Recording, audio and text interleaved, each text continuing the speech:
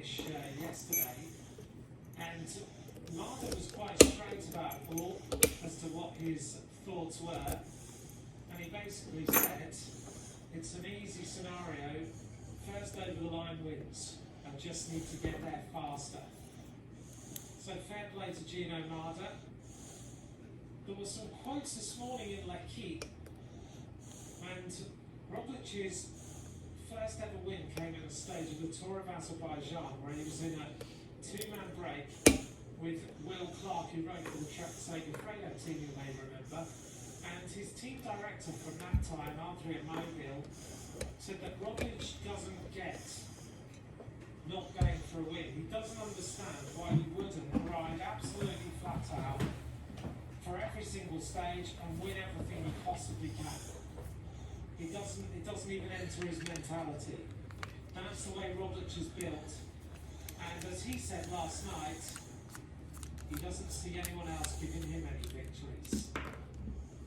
So he sees the sport in a simple way. I'm here, I'm a professional athlete, I'm paid to ride a bike, I'm paid for victories, that's what I'm going to do. I don't think anyone can take that away from Roglic. That's the way he's built, that's the way he's going to ride a bike. Now, Jumbo-Visma have got a hard job now for the next 51 kilometres, because they need to control this peloton. There is at some point going to be an attack. And the riders now, where Roglic has got back into this peloton, are not going to let this lie. They are going to, once he's back, they don't take advantage of him being out the back, but once he is back, and he is back now, then Schachmann, Vlasov, Izagirre, particularly, Benoot maybe, Lucas Hamilton, they are going to try and see what happens. They're going to try and attack Roglic and see whether he's injured and see whether there's a possibility of taking this Paris away from him. That has to happen. They, again, they're professional sports people. They want to win. Bora Hansgrohe want this win. Astana want the win. DSM, Bike Exchange, they all want to win Paris. At some point in the next 50k, someone is going to find out whether Roglic can go with them on the climbs. And Jumbo-Visma have got a very, very tricky scenario now. They have to control this race. Bear in mind yesterday, as we take another look at what happened, I think this might be shots of Roglic coming back to the peloton. Here he is. He is very, very road rash and abrased after that crash. Now, luckily, nothing happened to the shoulders and the arms, because that sort of crash could have been my God, he's riding with like half his ass hanging out. Here he's just lost an awful lot of skin and pretty much all his shorts.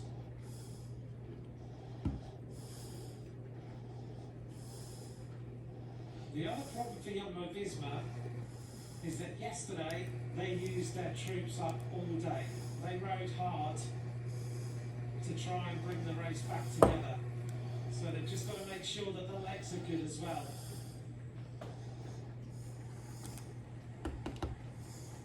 Inside the final 50 kilometres of racing, confirmation that Lucas Hamilton is now 5th overall.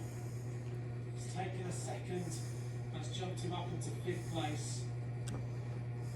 And the race situation, for those of you just trying to keep tracks with what's going on, the leading group is this group here, group of 4, Rich, Toynes, De Klerk and Beestrom. So we get confirmation of David Gaudu abandoning this race.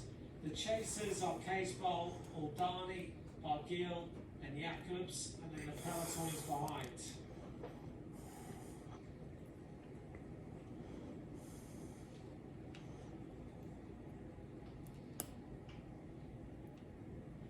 These guys working well together now.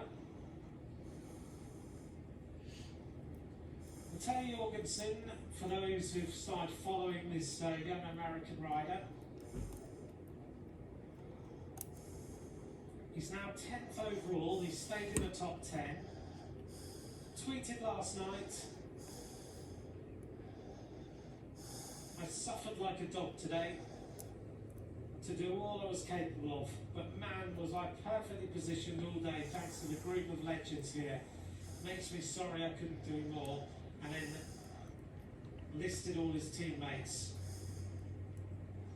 Movistar very happy with how he's performing. They tweeted, within a shot of the Paris top 10, his first ever appearance at Paris, squeezing in his chances in a difficult La Cournier. So they're very pleased with how their young American rider, Matej Jorgensen, is doing. We've followed him a little bit, haven't we, over the last 8 days of racing. And he's certainly doing them proud as we see Jacobs going back to the group. Here go Bora Hansgrohe. As I mentioned, at some point in this race, Bora Hansgrohe are going to ask some questions. And now they start to ramp it up a little bit.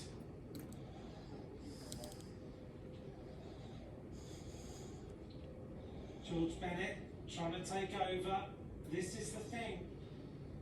Jumbo-Visma are trying to control the narrative, control the pace. And Bora are not going to let that happen. There are some very interesting tactics going on right now. We're on to the second climb of the Côte de Douramus. We go over the top of this, down again towards Le Vence, and then down the descent. And that's where Roglic crashed last time.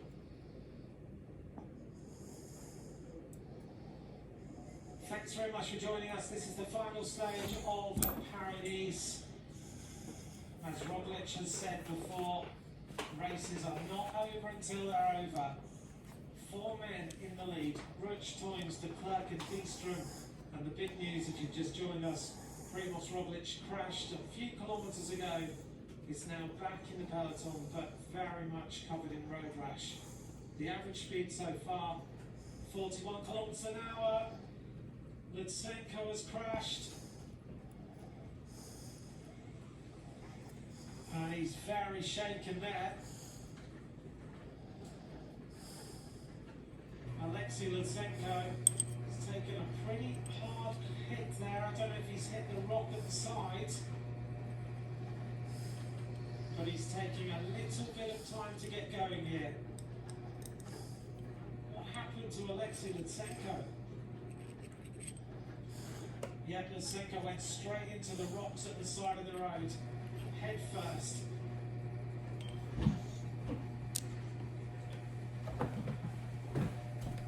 Let's hope he's alright. He's pretty shaken. Off his team director gets out of the car. There's a lot going on in this stage today. Attack now of Laurens de Plus.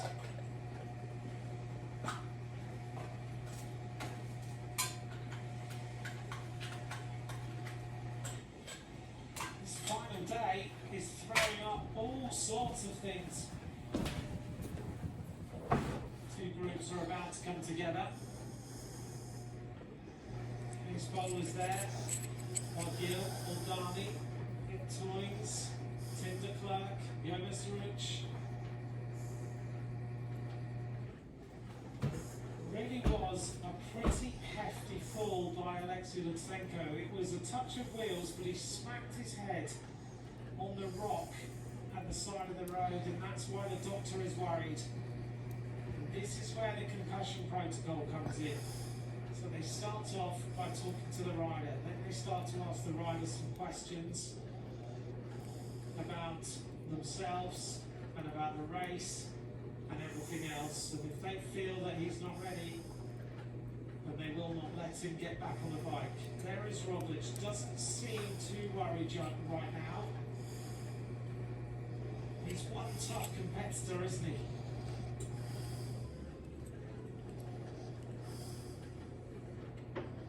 Benedetti, stage winner of the Giro d'Italia, on the front, setting the pace.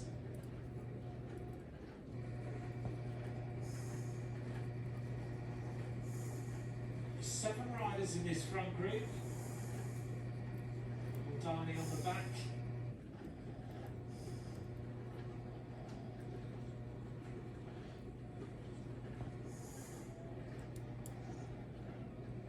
There's Rush saying, I cannot come through and do any work.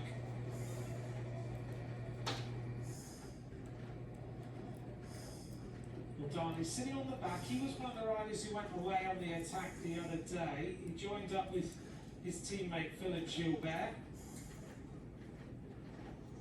While Gil looking for a stage win.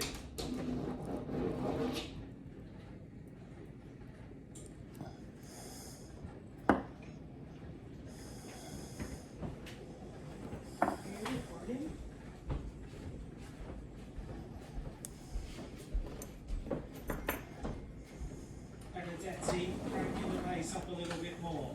Sharpman looks around. He's got Niels Pollitt behind him.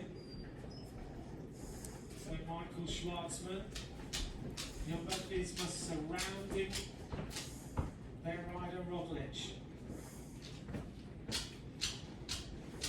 Onto the back of the group. Very quick work there done by Lawrence de Plus as he joins up.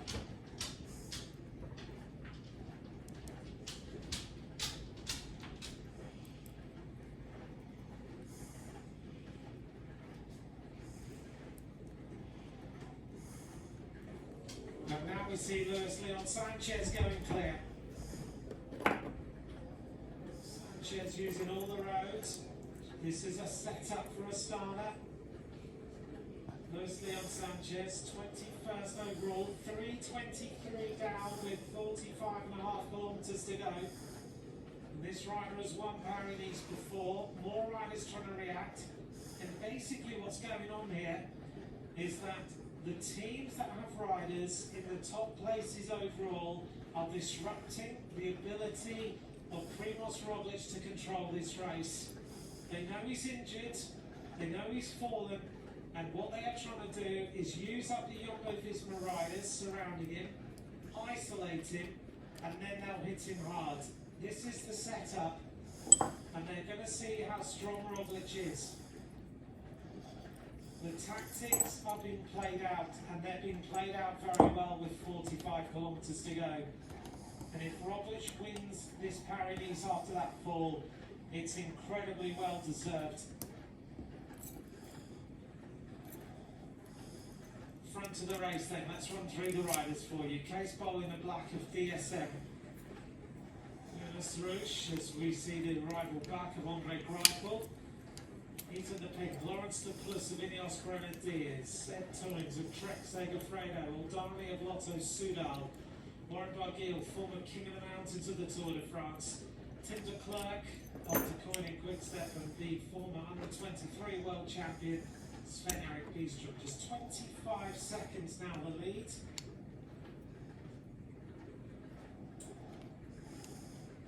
Soigneuse out at the side of the road. It's one of those days where the wind's blowing, the sun is out, you can really lose a lot of fluid today. Sanchez.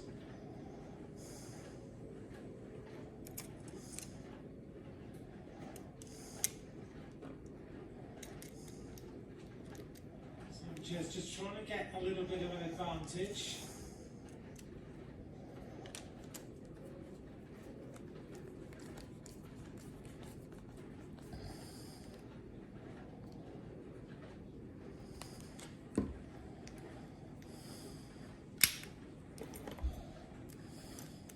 Barguil trying to keep the pace as high as possible now.